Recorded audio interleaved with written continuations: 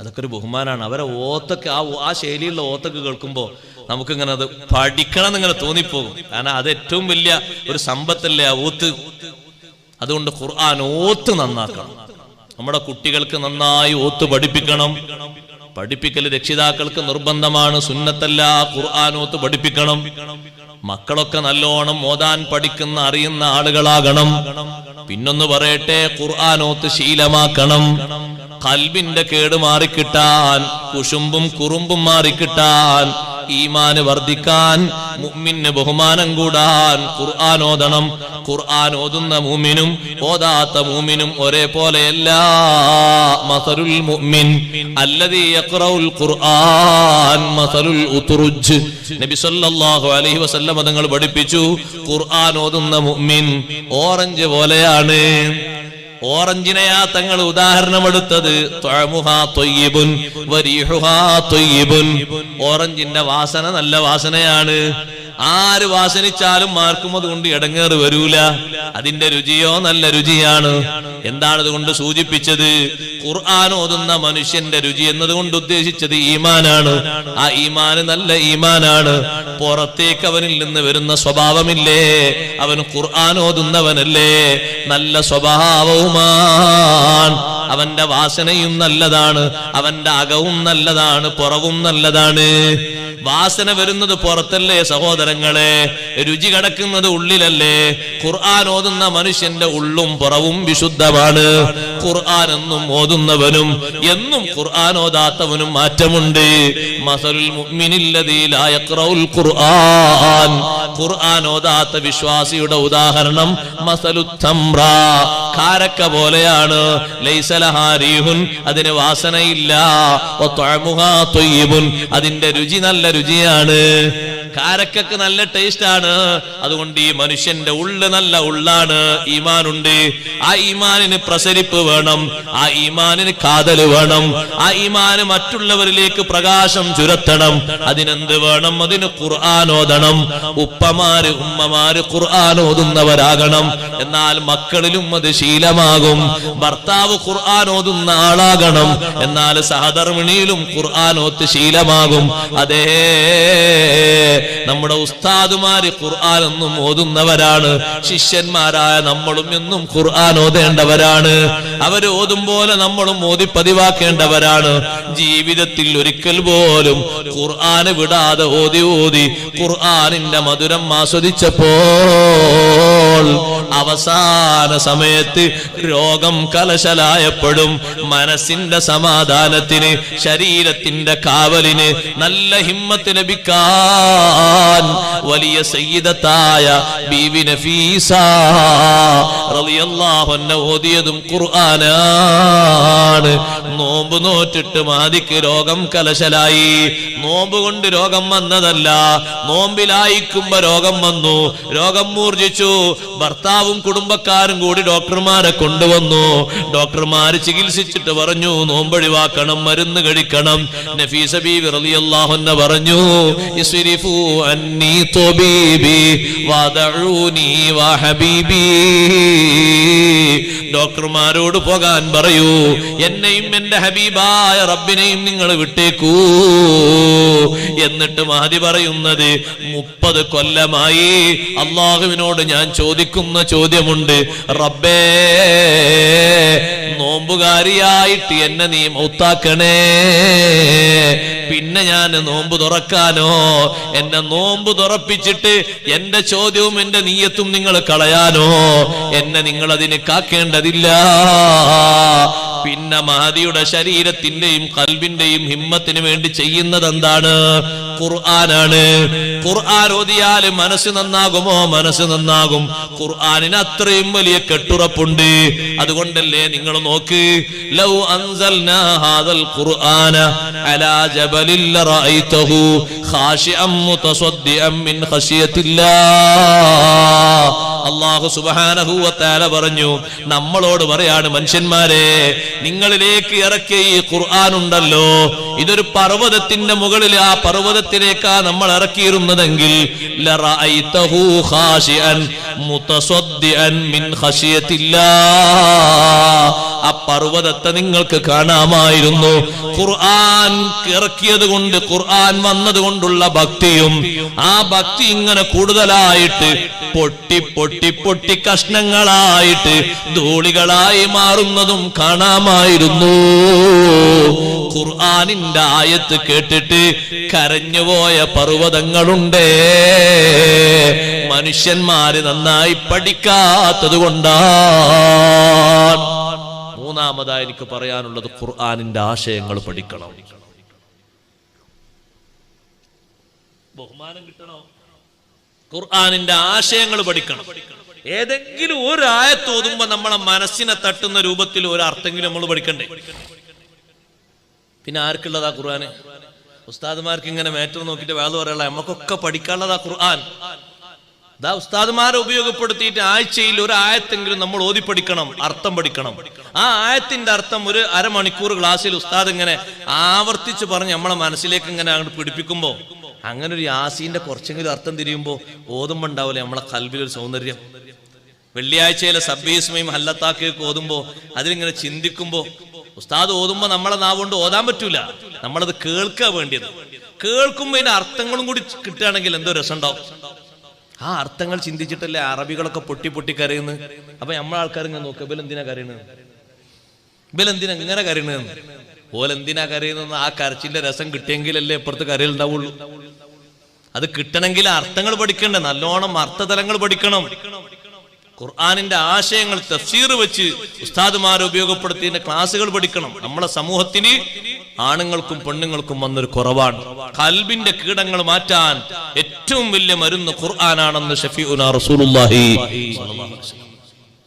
ഖുർആന് പോലെ മരുന്നില്ല. ടെൻഷൻ മാറണോ, വിഷമങ്ങൾ മാറണോ, മനസ്സ് ക്ലിയർ ആകണോ, സങ്കടങ്ങൾ നീങ്ങണോ, ചാബല്യങ്ങൾ നീങ്ങണോ, ഭൗതിക പ്രേമങ്ങളും പ്രണയങ്ങളും മാറണോ, ഇലാഹിയായ ചിന്ത വേണോ, മുത്തുനബിതങ്ങളോടുള്ള മഹബത്ത് നിന്റെ സിരകളിൽ രൂഢമൂലമാകണോ, അള്ളാഹുവിന്റെ ഖുർആന് പഠിച്ചോ. ഖുർആന് ക്ലാസ് നല്ലോണം കേട്ടിട്ട് മനസ്സിലാക്കിക്കോ. പർവ്വതങ്ങൾ ഖുർആനിന്റെ ആശയങ്ങൾ മനസ്സിലാക്കി കരഞ്ഞുപോയി. കരഞ്ഞ് കരഞ്ഞ് കരഞ്ഞതിന്റെ ഉള്ളിലെ കണികകൾ, അതിന്റെ ഉള്ളിലെ ജലകണികകൾ മുഴുവനും വറ്റി വരണ്ടുപോയി. ഒരു യാത്രയിൽ അഷ്റഫുൽ ഖൽഖ് റസൂലുള്ളാഹി സ്വല്ലല്ലാഹു അലൈഹി വസല്ലം തങ്ങളെ കൂടെ പോകുന്ന ജാഫർ ത്വയ്യാർ റളിയല്ലാഹു അൻഹു, ജാഫർ ബിൻ അബീ ത്വാലിബ് തങ്ങൾ വന്നിട്ട് പറഞ്ഞു, അല്ലാഹുവിന്റെ റസൂലേ, ദാഹിക്കുന്നുണ്ട്, വെള്ളം വേണം. നബി സല്ലല്ലാഹു അലൈഹി വസല്ലം തങ്ങളോട് പറഞ്ഞപ്പോ തങ്ങൾ പറഞ്ഞു, അതാ കാണുന്ന പർവ്വതം, ആ പർവ്വതത്തിനോട് പോയിട്ട് എന്റെ ഒരു സലാം പറയണം. എല്ലാ ലോകത്തിനും അറിയുന്ന നേതാവല്ലേ അവിടുന്ന്. പർവ്വതങ്ങൾക്കും അറിയാം, കല്ലുകൾക്കും അറിയാം, മരങ്ങൾക്കും അറിയാം, മൺതരികൾക്കും അറിയാം. അറിയാത്ത ഒരാളും ഇല്ലല്ലോ ലോകത്ത്. ആ പർവ്വതത്തിനോട് എന്റെ ഒരു സലാം പറയണം.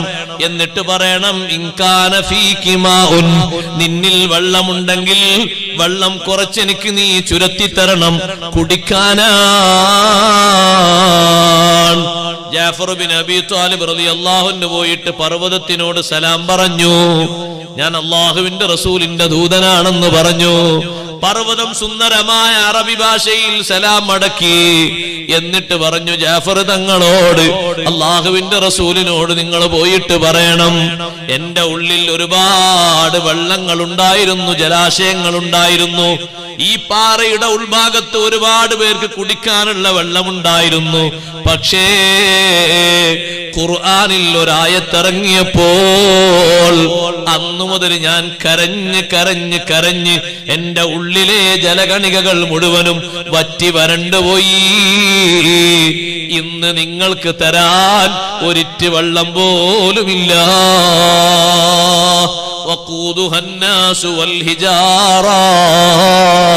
നരകത്തിൽ കത്തിക്കപ്പെടുന്നത് മനുഷ്യരെയും കല്ലുകളെയുമാണ് എന്ന ആയത്തിറങ്ങിയപ്പോ ആ നരകത്തിൽ കത്തിക്കുന്ന കല്ല് ഞാനാകുമോ? വലിയ ഒരു പാറയുണ്ടല്ലോ ഈ പർവ്വതത്തിന്റെ ഒത്ത നടുവിലായിട്ട്, ഈ പാറ നാളെ നരകത്തിലിട്ട് കത്തിക്കപ്പെടുമോ എന്ന് ചിന്തിച്ചുകൊണ്ട് കരഞ്ഞ് കരഞ്ഞ് കരഞ്ഞ് ഉള്ളിലെ ജലകണികകൾ മുഴുവനും വറ്റി വരണ്ടുപോയി. നിങ്ങൾക്ക് തരാൻ വെള്ളം ഏതുമില്ല. ആ പർവ്വതം വിശുദ്ധ ഖുർആനിന്റെ ആയത്തിന്റെ അർത്ഥം മനസ്സിലാക്കിയില്ലേ? ഓ സഹോദരങ്ങളെ, സഹോദരിമാരെ, ആ ഖുർആനിന്റെ അർത്ഥ തലങ്ങളിലേക്ക് നമ്മുടെ മനസ്സിനെയും പായിപ്പിക്കണം. അപ്പോഴാണ് ഭൗതിക പ്രേമങ്ങളിൽ നിന്ന്, പ്രണയങ്ങളിൽ നിന്ന്, ചാബല്യങ്ങളിൽ നിന്ന് നമ്മുടെ മനസ്സിനെ മുക്തമാക്കാൻ കഴിയുക. അതല്ലേ അള്ളാഹു പറഞ്ഞത്, ഏറ്റവും നല്ല ഉപദേശം ഖദ് ജാഅത്കും മൗഇദത്തും മിർ റബ്ബിക്കും വശിഫാഉൻ ലിമാ ഫിസ്സുദൂർ. മനസ്സിന്റെ രോഗങ്ങൾക്കുള്ള ശമനമില്ലേ, അത് ഖുർആനാണ്. രണ്ട് നിലക്കും ഖുർആൻ ശിഫയാണ്. ബാഹ്യാർത്ഥത്തിലുള്ള രോഗങ്ങൾക്കും ആന്തരികാർത്ഥത്തിലുള്ള രോഗങ്ങൾക്കും ഖുർആൻ ശിഫയാണ്. ഹാർട്ടിന് കംപ്ലൈന്റ് ഉണ്ടോ, ഖുർആൻ ശിഫയാണ്. കണ്ണിന്റെ കാഴ്ച കുറയുന്നുണ്ടോ, ഖുർആൻ ശിഫയാണ്. പ്രായാധിക്യം കൊണ്ട് വരുന്ന അസുഖമുണ്ടോ, ഖുർആൻ ശിഫയാണ്. ഏത് അസുഖങ്ങൾക്കും ഖുർആനിൽ ശിഫയുണ്ട്. നമ്മളത് പഠിക്കണം, അത് പകർത്തണമെന്ന് മാത്രം. തലവേദനക്ക് ഖുർആൻ മാത്രം ഓതിയിട്ട് തലവേദന മാറ്റിയ സ്വഹാബിയാണ് അബ്ദുല്ലാഹി ബിൻ മസ്ഊദ് റളിയല്ലാഹു അൻഹു. നമ്മളോട് എടുക്കും, ഉസ്താദെ തലവേദനക്കുള്ള മന്ത്രം ഖുർആനിലോ ഞങ്ങൾ ഇത്രയും കാലമായിട്ട് കേട്ടിട്ടില്ലല്ലോ എന്നേ നമ്മൾ പറയുള്ളൂ. നമ്മൾ പഠിക്കാത്തോണ്ട്, അല്ലാതെ വേറെന്ത് പറയാ. പല്ലുവേദനക്ക് ഓതേണ്ട ആയത്ത് ഏതാന്ന് വെച്ചാൽ, പല്ലുവേദനക്ക് അങ്ങനെ ഒരു ആയത്ത് ഖുർആനിലുണ്ടോ? നമ്മൾ ഇതുവരെ കേട്ടില്ലല്ലോ, മദ്രസ ഒന്നും പഠിച്ചിട്ടില്ലല്ലോ. നിങ്ങൾ എന്തെന്നാണ് ഈ പറയുന്നത്? അള്ളാഹുവിന്റെ ഖുർആനിൽ അല്ലാഹു തആല പറഞ്ഞില്ലേ സഹോദരങ്ങളെ, ഖുൽ ഹുവല്ലദീ അൻശാകും, ഓതിവാക്കി തബാറക്കൊന്നുമല്ല, ഖുൽ ഹുവല്ലദീ അൻശാകും വജഅല ലക്കുമുസ് സമഅ വൽ അബ്സാറ വൽ അഫ്ഇദ ഖലീലം മാ തശ്കുറൂൻ. പല്ലുവേദനയുള്ളയിടത്ത് വിരല് വെച്ച് 7 പ്രാവശ്യം ഈ ആയത്ത് ഓതിയാല് പല്ലുവേദനക്ക് ശമനമുണ്ടാകുമെന്ന് പഠിപ്പിച്ചത് സയ്യിദുനാ മുഹമ്മദുർ റസൂലുള്ളാഹി സ്വല്ലല്ലാഹു അലൈഹി വസല്ലം തങ്ങളാ പഠിപ്പിച്ചത്. ഇമാം ജലാലുദ്ദീൻ സുയൂത്തി റഹ്മത്തുള്ളാഹി അലൈഹി രേഖപ്പെടുത്തിയത് കാണാം. ഇമാം ഖുർത്തുബി റഹ്മത്തുള്ളാഹി അലൈഹി രേഖപ്പെടുത്തിയത് കാണാം. ഖുൽ ഹുവല്ലദീ അൻശഅകും മിൻ നഫ്സിൻ വാഹിദ ഖുൽ ഹുവല്ലദീ അൻശഅകും മിൻ നഫ്സിൻ വാഹിദത്തിൻ വമുസ്തഖറും വമുസ്തൗദഅ ഖദ് ഫസ്സൽനൽ ആയാതി ലിഖൗമി യഫ്ഖഹൂൻ എന്നൊരായത്ത് സൂറത്തുൽ അൻആമിലുണ്ട്. അതും ഇതേ രൂപത്തിൽ 7 പ്രാവശ്യം വേദനയുള്ള പല്ലിന്റെ മേല് വെച്ച് ഓതേണ്ടതാണ്. നമ്മൾ പഠിക്കാത്തതുകൊണ്ട് പലരും പറയും, ഉസ്താദേ വേദന കൊണ്ട് പറിക്കാനുള്ളതൊക്കെ പറഞ്ഞുപോയി, ഇപ്പൊ പഠിച്ചിട്ട് എന്താ കാര്യം? ഈ ബാക്കിയുള്ളവർക്ക് വേദന വരുമ്പോ ഓതി കൊടുക്കാൻ പഠിച്ചോളി. പ്രസവം കഴിഞ്ഞിട്ടുള്ള കുട്ടിനെയും ഉമ്മയെയും ഒരുമിച്ചിരുത്തിയിട്ട് ഖുർആനിൽ നിന്ന് ഓതേണ്ട ആയത്തേതാ? അങ്ങനെ ഒരു ആയത്ത് അല്ലാഹുവിന്റെ ഖുർആനിലുണ്ടോ? ഈ കാലഘട്ടത്തിൽ നമ്മളത് കൂടുതൽ പഠിക്കണ്ടേ? ആ കുട്ടിയെയും ആ ഉമ്മയെയും കൊണ്ട് എല്ലാ ദിവസവും ഇങ്ങനെ ഹോസ്പിറ്റലിലേക്ക് നടക്കാൻ വിധിക്കപ്പെട്ട ആളുകളാകരുത്. നമ്മൾ ഹതഭാഗ്യരാകരുത്. നമ്മൾ അവർക്ക് നല്ല ആത്മീയമായ വെളിച്ചം കൊടുത്തിട്ട് നല്ല ആരോഗ്യത്തോടെ അവരെ വളർത്തുന്നവരാകണം. സൈനുദ്ദീൻ മഖ്ദൂം റളിയല്ലാഹു അൻഹു ഫത്ഹുൽ മുഈനിൽ പഠിപ്പിച്ചില്ലേ, ഉമ്മയെയും കുട്ടിയെയും ഒരുമിച്ച് ചേർത്ത് കിടത്തിയിട്ട്, അഥവാ ഉമ്മാന്റെ അപ്പുറത്ത് കുട്ടിയെ കിടത്തിയിട്ട് സൂറത്തുൽ അറാഫിലെ 54-ാമത്തെ സൂക്തം ഓതി കൊടുക്കണം. ഇന്ന റബ്ബകുമുല്ലാഹുല്ലദീ ഖലഖസ് സമാവാതി വൽ അർള ഫീ 6 അയ്യാമിൻ ثم استوى على العرش يغشي الليل النهار يطلبه حثيثا والشمس والقمر والنجوم مسخرات بأمره ألا له الخلق والأمر تبارك الله رب العالمين. അതാ ഉമ്മയും കുട്ടിയെയും മോദി കേൾപ്പിക്കേണ്ട ആയത്താണ്. എത്രമാത്രം വലിയ ബഹുമാനാണ്. ആകെ വലത്തേകാതിലൊരു വാങ്കും ഇടത്തേകാതിൽ ഇക്കാമത്ത് കയറുള്ളൂ അല്ലേ?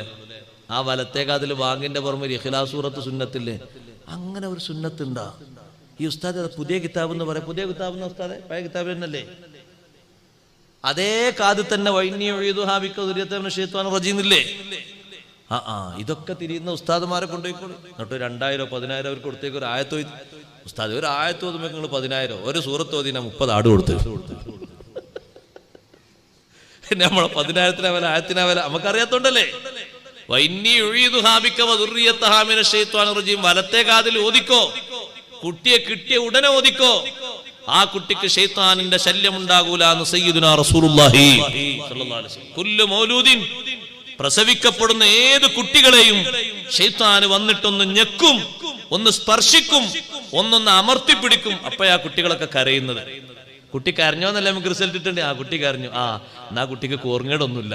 കുട്ടി കുറച്ചുകൂടെ ഞാൻ ചിരിച്ചോ, ആ എന്നാ കുട്ടിക്ക് ബുദ്ധി റെഡിയാണ്. ഇതല്ലേ തിരിയേണ്ടത്. ഈ കരയുന്നത് എങ്ങനെ മനസ്സിലായോ? ശൈത്താനിന്റെ സ്പർശനം കൊണ്ടാണ്. തങ്ങൾ പറഞ്ഞു ഇല്ലാ മറിയമ വബ്നഹാ, അതിൽ നിന്ന് മറിയം ബീവി റളിയല്ലാഹു അൻഹ ഒഴിവാണ്. അതിൽ നിന്ന് മറിയം ബീവി റളിയല്ലാഹു അൻഹയുടെ പുത്രനായ മസീഹ് ഈസാ അലൈഹിസ്സലാം ഒഴിവാണ്. എന്തേ അവരെ മാറ്റി നിർത്തിയത്? എന്തേ അവരെ ഒഴിവാക്കി നിർത്തിയത്? ബഹുമാനപ്പെട്ട ഹന്നത്ത് ബീവി റളിയല്ലാഹു അൻഹ പ്രായാധിക്യത്തിൽ ഹന്നത്ത് ബീവി റളിയല്ലാഹു അൻഹ ഒരു കുഞ്ഞുണ്ടാകണമെന്നൊരു ആഗ്രഹം തോന്നിയത് എപ്പോഴാണ്? ഒരു തള്ളപ്പക്ഷി ഭക്ഷണങ്ങൾ ശേഖരിച്ച് കൊണ്ടുവന്ന് കുഞ്ഞുങ്ങളിലേക്ക് ഇങ്ങനെ ഭക്ഷണം പകർന്നു കൊടുക്കുമ്പോ ആ തള്ളപ്പക്ഷി കുഞ്ഞുങ്ങളിലേക്ക് കൊടുക്കുന്ന ഈ ഒരു സ്നേഹം, ആ തള്ളപ്പക്ഷി ഈ കുഞ്ഞുങ്ങളെ പോറ്റുന്നൊരു സ്നേഹം ഹന്നത്ത് ബീവി റളിയല്ലാഹു അൻഹ കണ്ട് ആസ്വദിച്ചപ്പോ പടച്ച റബ്ബിനോട് പറഞ്ഞു, റബ്ബേ നീ എനിക്കൊരു കുഞ്ഞിനെ തന്നിരുന്നെങ്കിൽ ആ രൂപത്തിൽ സ്നേഹത്തോടെ എനിക്ക് ആ കുട്ടിയെ പോറ്റി വളർത്താമല്ലോ. പ്രാർത്ഥിക്കുന്നത് പ്രായാധിക്യത്തിലാണ്, 80 വയസ്സിന് ശേഷമാണ്. റബ്ബ് സുബ്ഹാനഹു വ തആല ആഗ്രഹം സാധിപ്പിച്ചു കൊടുത്തു, നല്ല ഒരു കുഞ്ഞിനെ കൊടുത്തു. ഗർഭം ഉണ്ടായി, ഗർഭധാരണം ഉണ്ടായി എന്ന് അറിഞ്ഞപ്പോഴേക്ക് തന്നെ മഹദി പറഞ്ഞു, റബ്ബി ഇന്നി നദർതു ലക മാ ഫീ ബത്നി മുഹററൻ ഫതഖബ്ബൽ മിന്നി ഇന്നക അൻതസ് സമീഉൽ അലീം. എന്റെ വയറ്റിൽ ഗർഭധാരണം നടന്നിട്ടുണ്ടെന്ന് എനിക്ക് ഓർമ്മ വന്നു അല്ലാഹ്. അതുകൊണ്ട് ഈ വയറ്റിലുള്ള കുഞ്ഞിനെ നിന്റെ വിശുദ്ധമായ ബൈത്തുൽ മഖ്ദിസിലേക്ക് ഖിദ്മത്തെടുക്കാൻ പറ്റുന്നൊരു നേർച്ചയാക്കി ഞാൻ അങ്ങ് നിശ്ചയിച്ചു പോയി. നീ അത് സ്വീകരിക്കണേ അല്ലാഹ്. ഗർഭധാരണം നടന്നു കഴിഞ്ഞപ്പോ മഹദിയുടെ ഒരു താല്പര്യമാണ്, പ്രസവിച്ചു നോക്കുമ്പോൾ അത് പെൺകുഞ്ഞാണ്. മഹദി പറഞ്ഞു, അല്ലാഹ് റബ്ബി ഇന്നി വലഅതുഹാ ഉൻസാ, ഞാൻ പ്രസവിച്ചത് പെൺകുഞ്ഞായല്ല അല്ലാഹ്, വിഷമം പറഞ്ഞതല്ല.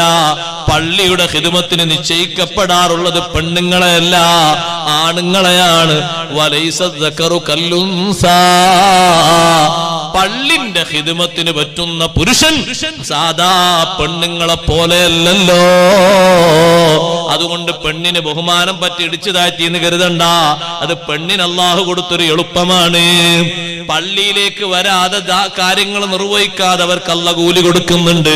നമുക്ക് കൂലി കിട്ടണമെങ്കിൽ അധ്വാനിക്കണം പുരുഷന്മാരെ. ജമാഅത്തിന് വന്നെങ്കിലേ കിട്ടൂ, അവർക്ക് വരാതെ കിട്ടുന്നുണ്ട്. ജുമുഅക്ക് വന്നെങ്കിലേ കിട്ടൂ, ജനാസയുടെ കൂടെ പോയെങ്കിലേ കിട്ടൂ. അവർ വരാതെ തന്നെ ചുരുങ്ങിയ സേവനങ്ങളെ കൊണ്ട് ഇതെല്ലാം അല്ലാഹുർക്ക് നൽകുന്നുണ്ടെന്ന് ഖാല റസൂലുള്ളാഹി. ആ ഒരു എളുപ്പത്തിനാണ്, അല്ലാതൊരു വകതിരിവിനും ഒരു ഇടിച്ചു താഴ്ത്താനും മറ്റേ അങ്ങോട്ടും ഇങ്ങോട്ടും തരം താഴ്ത്താനും വേണ്ടി ചെയ്തതല്ല. പക്ഷെ പടച്ചോനെ ഞാൻ എന്ത് ചെയ്യും? അല്ലാഹു തആല ആ പ്രാർത്ഥന, ആഗ്രഹം സാധിച്ചിട്ട് കിട്ടിയ പ്രാർത്ഥന അല്ലാഹു തആല സ്വീകരിച്ചു. ആ മറിയം ബീവി റളിയല്ലാഹു അൻഹയുടെ മടിയിലെ, മറിയം ബീവി എന്ന കുട്ടി മടിയിലേക്ക്, ഹന്നത്ത് ബീവിന്റെ മടിയിലേക്ക് ആദ്യ ഘട്ടത്തിൽ വന്നപ്പോ മഹദി അങ്ങ് ചൊല്ലി, വ ഇന്നി ഉഈദുഹാ ബിക വദുർരിയതഹാ മിനശ് ശൈത്വാനിർ റജീം, ഈ കുട്ടിക്കും ഈ കുട്ടിന്റെ സന്താന പരമ്പരകളെയും പിശാചിൽ നിന്ന് നിന്നോട് ഞാൻ കാവൽ ചോദിക്കുന്നു. മറിയം ബീവി റളിയല്ലാഹു അൻഹയെ പിശാച് തൊട്ടിട്ടില്ല. ആ മറിയം ബീവി റളിയല്ലാഹു അൻഹയുടെ പുത്രനായ മസീഹ് ഈസാ അലൈഹിസ്സലാം അവരെയും പിശാച് തൊട്ടിട്ടില്ല. അപ്പൊ നമ്മളെ നേതാവിനെയോ, നമ്മളെ നേതാവ് ജനിച്ച് മണിക്കൂറുകൾ കഴിഞ്ഞിട്ടാണ് ഇബ്ലീസുൽ ലഈൻ കാര്യം അറിയുന്നത് തന്നെ. കാര്യം അറിയുന്നതന്നെ മണിക്കൂറുകൾ കഴിഞ്ഞിട്ടാണ്. നേരം പുലർന്നിട്ട് സൂര്യൻ ഉദിക്കുന്ന സമയത്ത് ആദ്യം സൂര്യന്റെ കിരണങ്ങൾ പുറത്തേക്ക് വെളിവാകുമ്പോ ഇബ്ലീസ് അവന്റെ അനുയായികളോട് പറഞ്ഞൊന്ന് മുകളിലേക്ക് പോയി നോക്കണം, ആകാശത്തിലെ വാർത്തകൾ കൊണ്ടുവരണം. ഒന്നാൻ ആകാശത്തിലേക്ക് പോകാൻ എപ്പോഴും ഒരു പെർമിറ്റ് ഉണ്ടായിരുന്നു. അവർ മുകളിലേക്ക് അങ്ങ് പറന്നുയർന്നപ്പോഴാണ് ഉൽക്കവർഷം നടന്നത്.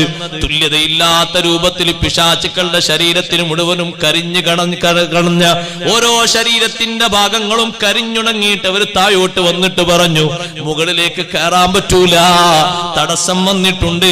ഞങ്ങളുടെ ശരീരം മുഴുവനും അവിടെ നിന്ന് ഉൽക്കവർഷം ഉണ്ടായിട്ട് നക്ഷത്രങ്ങളെ കൊണ്ട് ഏറുകിട്ടിയിട്ട് കത്തിക്കരിഞ്ഞുണങ്ങി പോയിട്ടുണ്ട്. പലരുടെയും പല ശരീരങ്ങളുടെയും ഭാഗങ്ങൾ കൊഴിഞ്ഞു പോയിട്ടുണ്ട്. അപ്പോഴാണ് ഇബ്ലീസ് പറയുന്നത്, ക്യാപ്റ്റൻ പറയുന്നത്, എങ്കിൽ ഇന്ന് ഭൂമിയിൽ എന്തോ ഒരു അത്ഭുതം സംഭവിച്ചിട്ടുണ്ട്. നേരത്തെ ഒന്നും നടക്കാത്തൊരത്ഭുതം സംഭവിച്ചിട്ടുണ്ട്.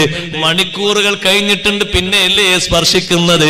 അപ്പോഴാണ് ഒന്ന് അന്വേഷിക്കാൻ പറഞ്ഞപ്പോ ശരിയാണ്, അബ്ദുൽ മുത്തലിബിന്റെ കുടുംബം ഇന്ന് സന്തോഷത്തിലാണ്. അബ്ദുല്ലാഹി റളിയല്ലാഹു അൻഹുവിന് ഒരു കുഞ്ഞ് ജനിച്ചിരിക്കുന്നു. ഇബ്ലീസ് പൊട്ടിക്കരഞ്ഞുപോയി. എന്റെ സ്വാധീനം മുഴുവനും നഷ്ടപ്പെട്ടു പോയി. ഇനി മുകളിലേക്കുള്ള സ്വാധീനം പൂർണ്ണമായും കൊട്ടിയടക്കപ്പെട്ടു. ഇനി അങ്ങോട്ട് പോകാൻ പറ്റൂല. ഇനി ഒരു വാർത്തയും കട്ടുകെട്ട് കൊണ്ടുവരാൻ പറ്റൂല. ഭൂമിയിലും എന്റെ സ്വാധീനത്തിന്റെ ശക്തി കുറഞ്ഞു. മുമ്പുള്ള സമൂഹത്തിലെ നബിമാരുടെ അനുയായികളെ കീഴ്പ്പെടുത്തിയതുപോലെ ഈ ഉമ്മത്തിൽ അടിയുറച്ചു നിൽക്കുന്ന ആളുകളെ കീഴ്പ്പെടുത്താൻ കുറച്ച് പണിയാണ്. പെട്ടെന്നൊന്നും എല്ലാരും കിട്ടൂല. ഔലിയാക്കളിൽ തന്നെ വന്നപ്പോ പലരെയും ആട്ടി ഓടിച്ചില്ലേ ഇബ്ലീസിനെ, ആട്ടി പറത്തിച്ചില്ലേ അവരെ. ബഹുമാനപ്പെട്ട ഉമർ ബിൻ ഖത്താബ് റളിയല്ലാഹു അൻഹുവിനെ എത്ര വലിയ പേടിയാണ് ഇബ്ലീസിന്. നബി സല്ലല്ലാഹു അലൈഹി വസല്ലം നിങ്ങൾ പറഞ്ഞില്ലേ, ഉമറേ നിങ്ങൾക്കല്ല വലിയ ബഹുമാനാ തന്നത്, ഇദാ സലക്ത ഫജ്ജൻ സലക ശൈത്താനു ഫജ്ജൻ ഗൈറ ഫജ്ജിക്. നിങ്ങളൊരു വഴിക്ക് പ്രവേശിച്ചാൽ മറ്റൊരു വഴിക്ക് ശൈത്താൻ പോകും. ആ വഴിക്ക് വരൂല, ലെവലായിട്ടും വരൂല, പിന്നാലെയും വരൂല. അള്ളാഹു നിങ്ങൾക്ക് തന്നൊരു ബഹുമാനാണത്. എത്ര വലിയ പേടിയാണ് അവരെ. കീഴ്പ്പെടുത്താൻ കഴിയൂല, സ്വാധീനിക്കാൻ കഴിയൂല. അത് നബി സല്ലല്ലാഹു അലൈഹി വസല്ലം തങ്ങളെ ഉമ്മത്തിൽ തന്നെ കീഴ്പ്പെടുത്താൻ കഴിയാത്ത ആളുകൾ ധാരാളമുണ്ട്. ഇബ്ലീസ് പൊട്ടിക്കരഞ്ഞ അതുകൊണ്ടല്ലേ. ഏതെങ്കിലും ആളുകളുടെ ജന്മത്തിൽ ഇബ്ലീസ് കരഞ്ഞിട്ടുണ്ടോ ഇതുവരെ? ഏതെങ്കിലും ആളുകൾ ഭൂമിയിൽ ജനിച്ചു എന്നതിന്റെ പേരിൽ ഇങ്ങനെ അട്ടാസിച്ച് പൊട്ടിക്കരഞ്ഞിട്ടുണ്ടോ? ഇല്ല. വല്ലാത്തൊരു കരച്ചിലാണ് അവന്റെ സങ്കടം. അപ്പോഴല്ലേ അവൻ കഥ അറിയുന്നത്, പിന്നെയല്ലേ തൊടുന്നത്. വിവരങ്ങൾ അറിയുന്നത് തന്റെ സമയം കുറെ കഴിഞ്ഞ ശേഷമാണ്. അഷ്റഫുൽ ഖൽഖ് സല്ലല്ലാഹു അലൈഹി വസല്ലമ തങ്ങൾ അതിന് നമ്മോട് പഠിപ്പിച്ചത് ശൈത്താനിന്റെ സ്പർശനമില്ലാതിരിക്കാൻ വലത്തേ കാതിൽ വാങ്ങും, അതുപോലെ തന്നെ ഇടത്തേ കാതിൽ ഇഖാമത്തും നിർവഹിക്കുമ്പോ ആ വലത്തേ കാതിൽ തന്നെ സൂറത്തുൽ ഇഖ്ലാസ് ഓതണം. കൂടെ വഇന്നീ യുഈദുഹാ ബിക വദുർരിയതഹാ മിനശ് ശൈത്താനിർ റജീം. നാ പിന്നെ മാനസിക രോഗം, അപസ്മാര രോഗം ഒന്നും ഉണ്ടാകൂല. സ്വീകരിക്കേണ്ട കാര്യങ്ങൾ ആദ്യം തന്നെ സ്വീകരിക്കണം. ബറക്കത്തുള്ള മഹാന്മാരെ കൊണ്ട് തഹ്നീക്ക്, മധുരം കൊടുക്കുക എന്നുള്ള സംഗതികളൊക്കെ പഴയ കാലത്ത് എത്ര സന്തോഷത്തോടെ നടന്നിരുന്നു അല്ലേ. ഇപ്പൊ എന്താ തഹ്നീക്ക് എന്ന് പറഞ്ഞാല് തേന് ഒരു വരയിലാക്കിയിട്ട് അങ്ങോട്ട് തേച്ചോളൂ, കുടിച്ചോട്. ആ കുട്ടി മധുരമുള്ളതൊക്കെ കുടിക്കുന്നുണ്ട്, അപ്പോ അണ്ണാക്കിനോട് കുഴപ്പമില്ല എന്നത് മനസ്സിലായി. അതിനാ തേൻ കൊടുക്കല്, അതാ തഹ്നീക്ക് എന്ന് പറഞ്ഞത്. യഥാർത്ഥത്തിലെ തഹ്നീക്ക് അതാണോ? അസ്മാ ബീവി റളിയല്ലാഹു അൻഹ തന്റെ പുത്രി കൊടുത്ത തഹ്നീക്ക് അതാ. അസ്മാ ബീവി റളിയല്ലാഹു അൻഹ ഭർത്താവിനോട് പറഞ്ഞു, ഹിജ്റ പോകുന്ന സമയത്ത് ഖുബായിലെത്തിയപ്പോ പറഞ്ഞു, മുന്നോട്ട് പോകാൻ കഴിയൂല, വേദന വരുന്നുണ്ട്, വേദന, പ്രസവ വേദന വരുന്നുണ്ട്. ഒരു ചെറിയ ടെന്റ് കെട്ടി ഖുബായിലെത്തിയിട്ടുള്ളൂ, മദീനയിലേക്ക് എത്തിയിട്ടില്ല. പ്രസവിച്ചു. എപ്പോഴാ പ്രസവിച്ചത്? രാത്രി. രാവിലെ ആകുമ്പോ അസ്മാ ബീവി റളിയല്ലാഹു അൻഹ വിളിച്ചിട്ട് പറഞ്ഞു, ഈ കുട്ടി എടുത്തോളൂ. സുബൈർ റളിയല്ലാഹു അൻഹയോട് പറഞ്ഞു, ഈ കുട്ടിയെടുത്ത് വേഗം കൊണ്ടുപോകൂ ഇലാ ഹദ്റത്തി റസൂലില്ലാഹ് സ്വല്ലല്ലാഹു അലൈഹി വസല്ലം. തങ്ങളടുത്ത് ഈ കുട്ടിയെ കൊടുക്കണം, തങ്ങളെ കൊണ്ട് ദുആ ചെയ്യിപ്പിക്കണം, തങ്ങൾ ഈ കുട്ടിക്ക് പേര് വിളിക്കണം, തങ്ങൾ ഈ കുട്ടിക്ക് മധുരം കൊടുക്കണം. അവ്വലു മൗലൂദിൻ ഉലിദ ഫിൽ മുഹാജിരീൻ. മുഹാജിറുകൾക്ക് ആദ്യം ജനിച്ച കുഞ്ഞാണത്. ബഹുമാനപ്പെട്ട ഹബീബ് സല്ലല്ലാഹു അലൈഹി വസല്ലം തങ്ങൾ കുട്ടിയെ വാങ്ങി മടിയിലിരുത്തിയിട്ട് ആ കുട്ടിയുടെ തലയിൽ ഇങ്ങനെ കൈവച്ച് ബറക്കത്തിന് ദുആയിരുന്നു. വസമ്മാഹു അബ്ദല്ലാഹ്. കുട്ടിക്ക് അബ്ദുള്ള എന്ന് നാമകരണം ചെയ്തു. ചോദിച്ചു സുബൈർ റളിയല്ലാഹു അൻഹുവോട്, കാരക്ക കരുതിയിട്ടുണ്ടോ, കൂടെ കൊണ്ടുവന്നിട്ടുണ്ടോ? കാരക്കകൾ എടുത്തു കൊടുത്തു. തങ്ങളത് വായിലിട്ട് ഷറഫാക്കപ്പെട്ട ഉമിനീര് കൊണ്ട് ചവച്ചരച്ച് ആ കുട്ടിയുടെ ഉള്ളിലേക്ക് മധുരം പകർന്നു കൊടുത്തു. പിന്നീട് അസ്മാ ബീവി റളിയല്ലാഹു അൻഹ എപ്പോഴും പറയാറുണ്ട്, അവ്വലു ശൈഇൻ ദഖല ഫീ ജൗഫിഹി, അവ്വലു ശൈഇൻ ദഖല ഫീ ജൗഫിഹി, എന്റെ കുഞ്ഞിന്റെ ശരീരത്തിന്റെ ഉൾഭാഗത്തേക്ക് ആദ്യം പ്രവേശിച്ചത് റീഖു റസൂലില്ലാഹ് സ്വല്ലല്ലാഹു അലൈഹി വസല്ലം, മുത്തുനബി സ്വല്ലല്ലാഹു അലൈഹി വസല്ലം തങ്ങളെ ഉമിനീരാൻ. അതുകൊണ്ട് തന്നെ സ്വഹാബിമാരിൽ പലർക്കുമില്ലാത്ത ധൈര്യം അബ്ദുല്ലാഹി ഇബ്നു സുബൈർ തങ്ങൾക്കുണ്ടായിരുന്നു. ചെറിയ ധൈര്യമൊന്നുമല്ല, വലിയ ധൈര്യം. വലിയ ധൈര്യം ഉണ്ടായിരുന്നു അബ്ദുല്ലാഹി ഇബ്നു സുബൈർ റളിയല്ലാഹു അൻഹുവിന്. വലിയ ധൈര്യവും വലിയ സൗന്ദര്യവും വലിയ ഇൽമും ഒക്കെ അല്ലാഹു നൽകിയിരുന്നു. കാരണം ആ കുഞ്ഞിന്റെ ഉള്ളിലേക്ക് ആദ്യം പ്രവേശിച്ചത് ഉമ്മയുടെ മുലപ്പാലല്ല, മൂത്തമ്മയുടെ മുലപ്പാലല്ല, മറ്റു സഹോദരിമാരുടെ പാലുകളല്ല. ആദ്യം പ്രവേശിച്ചത് നബി സല്ലല്ലാഹു അലൈഹി വസല്ലം തങ്ങളെ ഉമിനീരാൻ. ഇങ്ങനെ സ്വാലിഹീങ്ങൾ ഉപയോഗിച്ച് മധുരം കൊടുക്കണം. ഇപ്പൊ നമ്മളെ ആൾക്കാർക്ക് അതിലും വിശ്വാസമല്ല അല്ലേ? പിന്നെ ആകെ ഒരു മക്കൾ നന്നാകാൻ ദ്വാരക്കണം. ഞാൻ ദ്വാരക്കണ്ട, കാരണം ചെയ്യാൻ പറഞ്ഞ ഒന്നും കേൾക്കൂല. പിന്നെ നമ്മളിങ്ങനെ ദ്വാരക്കണം, നമുക്ക് വേറെ എന്തെങ്കിലും ദ്വാരക്കാണ്ട്. ഓലിങ്ങനെ എവിടുന്നെങ്കിലും ഒരു കുട്ടീനെ ഉണ്ടാക്കി ആ കുട്ടീനെ ഇങ്ങനെ കാറ്റത്തിട്ട് അമ്മി പോലെ വളർത്തിയിട്ട് നമ്മളിങ്ങനെ ദ്വാരക്കും. ഒരു കാര്യമില്ല, ദ്വാരക്കന്നെ ദ്വാരക്ക. നിങ്ങൾ മധുരം കൊടുത്തു, എന്ത് മധുരം? ആരോ ഒന്ന് കുക്കീസ് മുട്ടായി കൊടുത്തിരുന്നു, അതാ മധുരം കൊടുക്കല് ആണാ? ആരോ തേനിങ്ങനെ തേമ്പി കൊടുത്തിരുന്നു, അതാ മധുരം കൊടുക്കല്? നിങ്ങൾ ആ കുട്ടിക്ക് വാങ്ങിക്കാമത്തിലും വിശ്വാസമുള്ളതും പോയോ? വാങ്ങ് കൊടുത്തിരുന്നു. ആ വാങ്ക് ഹോസ്പിറ്റലിന് അവിടെ അതിൻ്റെ ഉള്ളിൽ നിന്ന് ആരോ കൊടുത്തിരുന്നു. ആര് കൊടുത്തിരുന്നു? അപ്പൊ ആ സ്ത്രീയോട് ചോദിച്ചു, വാങ്ങ് കൊടുത്തോ? വാങ്ക് ഈ കുട്ടിക്കല്ല, വേറെ കുട്ടിക്ക് അതിനുള്ളിൽ നിന്ന് ആരോ കൊടുത്തിരുന്നു. അപ്പൊ ഈ കുട്ടിക്കോ? ഈ കുട്ടി വേറെ കുറെ ഒച്ചപ്പാടുകളാണ് കേട്ടത്. പിന്നെ അത് ഒച്ചപ്പാടിന്റെ ആശാനായി മാറൂലേ? പിന്നെ അതിന് വികൃതി ഉണ്ടാകൂലേ? അതിനെ കേൾക്കേണ്ട അല്ലാഹ് എന്നല്ലല്ലോ ആദ്യം കേട്ടത്. കേൾക്കേണ്ട മഖ്ലൂഖാത്തുകളിൽ ഏറ്റവും ശ്രേഷ്ഠമായ നാമം അഷ്ഹദു അന്ന മുഹമ്മദർ റസൂലുള്ളാഹ് സ്വല്ലല്ലാഹു അലൈഹി വസല്ലം, അതല്ലല്ലോ ആദ്യം കേട്ടത്. അള്ളാഹുവിന്റെയും അള്ളാന്റെ റസൂലിന്റെയും പേരുകളല്ലേ ഏറ്റവും ശ്രേഷ്ഠമാക്കപ്പെട്ട ഇസ്മുകൾ, അതല്ലേ കേൾക്കേണ്ടത്. ആ കുട്ടി അങ്ങോട്ടും ഇങ്ങോട്ടുള്ള അപശബ്ദങ്ങളും വർത്തമാനങ്ങളും കേട്ടത്. പിന്നെങ്ങനെ? നേരത്തെ പറഞ്ഞ സൂറത്തുൽ ഇഖ്ലാസും കേട്ടിട്ടില്ല, കേട്ടില്ല. കുട്ടിയും ഉമ്മയും ഇന്ന റബ്ബക്കുമുല്ലാഹുല്ലദീ എന്നുള്ള ആയത്തും കേട്ടിട്ടില്ല. ഇതൊക്കെ നമ്മൾ ജീവിതത്തിൽ പാലിക്കണം. ഖുർആൻ കൊണ്ട് നമ്മൾ ജയിക്കണം. ഖുർആൻ അല്ലാഹു നമ്മുടെ വിജയത്തിന്, നമ്മുടെ സന്തോഷത്തിന് തന്നതാണ്. ഓതി ഓതി മടുപ്പില്ലാത്ത വിധം ഖുർആനോട് ടച്ച് വേണം. അല്ലാഹു തൗഫീഖ് തരട്ടെ. ഓതിയിട്ട് സഹോദരങ്ങളെ ഖുർആൻ നമ്മുടെ മനസ്സിനെ ആകർഷിക്കണം. എന്തെങ്കിലും ഒരു കാര്യലാഭത്തിന് വേണ്ടി, കാര്യസാധ്യത്തിന് വേണ്ടി ഓതാന്നല്ല ഞാൻ പറയുന്നത്. പിന്നെ ഖുർആനിനുള്ള ആത്മീയ ബന്ധം കൊണ്ട് ഓതാതിരിക്കാൻ കഴിയൂല. എത്ര കഷ്ടപ്പെട്ടിട്ടാണെങ്കിലും ഇന്നത്തെ എന്റെ ഒത്തുപോകരുത്, നാളത്തെ എന്റെ ഒത്തുപോകരുത്. ഖുർആൻ ഒരു ദിവസം നോക്കാത്ത ദിവസം വരുന്നത് സ്വഹാബത്തിന് എത്ര വെറുപ്പായിരുന്നു. അവരെ കാലത്ത് മുസാഫിന്റെ കോപ്പികൾ എത്ര കുറവാണ്. ഇമാം നവവി റളിയല്ലാഹു അൻഹു സ്വഹാബത്തും ഖുർആനുമായുള്ള ടച്ച് പറയുന്നു, വകാനൂ യക്റഹൂന അൻ യഖ്റുജ യൗമുൻ ലം യുൻളർ ഫിൽ മുസ്ഹഫി, മുസ്ഹഫിൽ നോക്കാത്തൊരു ദിവസം കഴിഞ്ഞു കടക്കുക സ്വഹാബത്തിന് വെറുപ്പായിരുന്നു. ഖുർആൻ ഓതി ഓതി ഓതിയിട്ട് ഖുർആനിൽ ഹരം പിടിച്ച മഹാന്മാർ മരിക്കുന്ന സമയത്തും നഫീസ ബീവി റളിയല്ലാഹു അൻഹ ഖുർആൻ ഓതി എന്ന് പറഞ്ഞില്ലേ? മരണമാകും എന്റെ ബിണ്ടില് ഓതി അന്നാമാനേ, മനിദാ സൂറത്ത് തീരും മുമ്പ് മൗത്തായാനേ. സൂറത്തുൽ അൻആം അങ്ങ് ഓതി മഹദി. സൂറത്തുൽ അൻആമിന്റെ തുടക്കം മുതൽ ഓതി, ഉളൂ എടുത്ത് നല്ല വസ്ത്രം ധരിച്ച് അത്രക്ക തേച്ച് ഖുർആനോത്തിലാണ്. ഖുർആൻ അങ്ങനെ ഓതി ഓതി രണ്ട് റിപ്പോർട്ട് കാണാം. ഒരു നിലക്ക് മഹദി ഓതി എത്തിയത് കതബ അലാ നഫ്സിഹിർ റഹ്മാ, അല്ലാഹു തആല ഒരു തീരുമാനിച്ചു വെച്ചിട്ടുണ്ട്. കതബ അലാ നഫ്സിഹിർ റഹ്മ, ഒരു കാരുണ്യത്തിന്റെ തീരുമാനം അല്ലാഹുവിനുണ്ട്. എന്താണത്? മൻ അമില സ്വാലിഹാ, നല്ലത് പ്രവർത്തിച്ചിട്ട് മുഅ്മിനായി വരുന്ന മനുഷ്യന് അല്ലാഹ് പുറത്തു കൊടുക്കുന്നു. അത് അല്ലാഹു നേരത്തെ എടുത്തൊരു തീരുമാനമാണ്.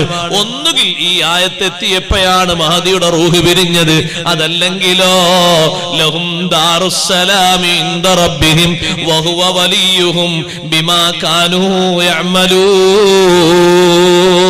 അവർക്ക് ദാറുസ്സലാം എന്ന സ്വർഗം അല്ലാഹു ഒരുക്കി വെച്ചിട്ടുണ്ട്. വിശ്വാസികളുടെ സ്വർഗത്തിന്റെ ആയത്ത് മോദിയിട്ട് സന്തോഷത്തോടെ സ്വർഗം കണ്ടു പോവുക ചെറിയ ബഹുമാനമല്ലല്ലോ. ഖുർആനുമായി ഹൃദയത്തിനൊരു ടച്ച് കൊടുക്കണം. ഹൃദയത്തിന്റെ തുരുമ്പുകളൊക്കെ നീങ്ങട്ടെ. മറ്റുള്ളവരോടുള്ള കുറുമ്പ് കുശുമ്പ്, ഒരാളെ കണ്ടാൽ നേർക്കുനേരെ നോക്കാൻ കഴിയാത്ത മുഖം, ഒരാളെ കണ്ടാൽ 10 കിലോ തൂക്കിയിട്ടേ നമ്മളെ മുഖം കൊണ്ട് നോക്കുള്ളൂ. ഒന്ന് ചിരിച്ചു നോക്കാൻ കഴിയില്ല. പേടിയല്ലേ മനുഷ്യന്മാരെ? മനുഷ്യന്റെ മുഖം കാണുന്ന ആനക്ക് വരെ വലിയ പേടിയതാണ്. മനുഷ്യനെ ആന ചവിട്ടുന്ന സമയത്ത് പലരും പറയലുണ്ട്, നമ്മൾ കണ്ടിട്ടില്ല, പലരും പറയലുണ്ട് ചവിട്ട് കൊണ്ടവരല്ല, ചവിട്ടുന്ന കണ്ടവർ. കൊണ്ടവർ പിന്നെ പറയണ്ടാവില്ലല്ലോ, തിരിച്ച് കടത്തിയിട്ടാണ് ആന ചവിട്ടിയെന്ന് പറയലുണ്ട്. അതെന്താ അങ്ങനെ ചിന്തിക്കുമ്പോ ഈ മനുഷ്യന്റെ മുഖം ഒന്ന് പേടിപ്പെടുത്താണല്ലോ. കാണുമ്പോ തന്നെ പേടിയാണല്ലേ. ചില ആൾക്കാരെ കാണുമ്പോൾ ഒരു വട്ടം നോക്കാൻ, പിന്നെ താഴോട്ട് നോക്കേണ്ടി വരും. ബഹുമാനം കൊണ്ടല്ല, പേടിയുണ്ട്. കാരണം നോക്കുന്ന സുബ്ഹാനല്ലാഹ്. അങ്ങനെ നോക്കിയാൽ എങ്ങനെ? നോക്കുമ്പോഴില്ലേ, നോട്ടത്തിനൊന്ന് അങ്ങനല്ലേ. ഏതൊരു ജീവിയും ഇപ്പൊ നമ്മള് ഒന്ന് കണ്ണുറ്റി നോക്കുമ്പോ മുന്നിലൂടെ പോകുന്ന നായ എങ്ങനെ പോകണമെന്ന് പറയും. പടച്ചോൻ ഏതൊരു ഭീകരവാദിയാണ്, വാലൊക്കെ ഒന്ന് ചുറ്റിട്ട് ഞാൻ ഒന്നും ചെയ്യാനില്ലേ, അത് പോവാണ്. നമ്മളെ നോട്ടം കണ്ടിട്ട് നമ്മൾ അതിനോട് ഒരു പുഞ്ചിരിച്ച് മട്ടത്തിലാ നോക്കുമെങ്കിൽ ആ നായ ഒന്ന് ചിരിച്ചൊന്നും കൂടി ഇങ്ങോട്ട് നോക്കും. അങ്ങനല്ലേ. നമ്മൾ ആ വേസ്റ്റ് കൊട്ടയിലേക്ക് ഭക്ഷണം കൊണ്ടുപോയിടുന്ന ഒരാള്, ഞാൻ ഇന്ന് യാത്ര ചെയ്തു വരുന്ന സമയത്ത് കണ്ടൊരു കാഴ്ച. വേസ്റ്റ് കൊട്ടയിലേക്ക് ഭക്ഷണത്തിന്റെ അവശിഷ്ടം കൊണ്ടുപോയിരുന്ന ജീവനക്കാരൻ, തൊട്ടടുത്തൊരു നായ ഉണ്ട്. ഫോട്ടോ എടുക്കാൻ കഴിഞ്ഞില്ല, നിങ്ങൾ പോരല്ലേ, ഫോട്ടോ എടുക്കുന്ന കാര്യമൊന്നുമില്ലല്ലോ. അപ്പൊ ഈ നായ ഇയാളെ കണ്ട് പേടിച്ചു ഓടുകയാണോ, നായ അവിടെ നിൽക്കുകയാണോ ചെയ്യുന്നത്? ഇയാൾ ഈ നായനെ നോക്കിയപ്പോ ബാക്കിയുള്ള വേസ്റ്റ് ഭക്ഷണത്തിന്റെ കുറച്ചുകൂടി അവശിഷ്ടം ഉണ്ട്, അത് എടുത്തിട്ട് പുറത്തിട്ട് കൊടുത്തു. അപ്പൊ ആ നായ ഒന്നിങ്ങനെ അയാളെ നോക്കിയിട്ട്, എന്താണത്? ഒരു സ്നേഹം, ഒരു നന്ദിയാണത്, ഒരു നന്ദി പ്രകടനം. അതിന്റെ മുഖം കൊണ്ടൊന്നും ഇങ്ങനെ ആക്കിയിട്ടുണ്ട്. എത്ര കിട്ടിയാലും നമ്മൾ ജസാക്കല്ലാ എന്ന് പറയും. അത് പറഞ്ഞെങ്കിൽ ആദ്യം വേറെന്തെങ്കിലും കൊടുക്കേണ്ടി വരും. പിന്നെ ഇത് മുടിയൽച്ചിന്റെ ഇറച്ചിയാണ്. രാവിലെ മോന്റെ മുടിയൽച്ചിരുന്നു. ആയിക്കോട്ടെ, കഴിഞ്ഞ്. ജസാക്കല്ലാഹു, അള്ളാഹു ബർക്കത്ത് കിട്ടിയതോ, അള്ളാഹ് കബൂലാക്കട്ടെ. എന്തെങ്കിലും ഒന്ന്, 1 കിലോ ഇറച്ചി ഒരു മനുഷ്യനോട് കൊടുക്കുന്നതിന് 1/2 കിലോ ഇറച്ചി, ഒരു സന്തോഷത്തിന്റെ ഒരു വാക്കൊരു പ്രതികരണമില്ലേ? കിട്ടണമെങ്കിൽ ആദ്യം എന്തെങ്കിലും കൊടുക്കേണ്ടി വരും, അല്ലെങ്കിൽ പറയേണ്ടി വരും. നിങ്ങളൊന്ന് നോക്കി ഒന്ന് നല്ല മോകൊണ്ട് ചിരിക്കെങ്കിലും ചെയ്യും. റബ്ബേ, ഒരു ഇറച്ചി കൊണ്ടുവന്നിട്ട് ഇങ്ങനെയാന്ന് പറഞ്ഞാല് ഇതൊരു ഈമാനാ? ഇത് ഈമാൻ എന്നല്ല, അതിന്റെ പേര് വേറെയാണ്. ഈമാൻ എന്ന് പറഞ്ഞാല് മറ്റുള്ളവർക്ക് സന്തോഷമാകുന്ന മുഖം കൊണ്ട് സമീപിക്കാന്നുള്ളതല്ലേ ഈമാൻ എന്ന് പറഞ്ഞത്. അപ്പൊ ആ ജീവനക്കാരൻ ആ നായ ആട്ടിയാലേ നായ ഓടും പേടിച്ചിട്ട്. പക്ഷെ ആ ജീവനക്കാരൻ ഈ നായനെ നോക്കിയിട്ട് ഇതിന് ഭക്ഷണം വേണം, നമ്മൾ ഭക്ഷണം കഴിച്ചു വരില്ലേ. അപ്പൊ ആ പാത്രം, ആ ഭക്ഷണത്തിന്റെ പൊതി അവശിഷ്ടം നേരെ വെച്ചു കൊടുത്തപ്പോ അത് വാലാട്ടിയിട്ടൊരു നോട്ടൊക്കെ നോക്കിയിട്ട് ഇന്ന് ഭക്ഷണം കഴിച്ചു. മനസ്സിന്റെ ആ കുറുമ്പ്, കുശുമ്പ്, വിദ്വേഷങ്ങളും ഒക്കെ നീങ്ങിക്കിട്ടാൻ വലിയ ശിഫയാണ്. ശിഫാഉൽ ലിമാ ഫി സുദൂർ. മനസ്സിന്റെ അകത്തളങ്ങളിൽ കെട്ടി നിൽക്കുന്ന രോഗങ്ങൾക്ക് ശമനം അള്ളാഹുവിന്റെ ഖുർആനാണ്. ആ രൂപത്തിൽ ടച്ച് ഖൽബുമായിട്ട് ഖുർആനുമായിട്ട് വേണം. അള്ളാഹു തൗഫീഖ് തരട്ടെ.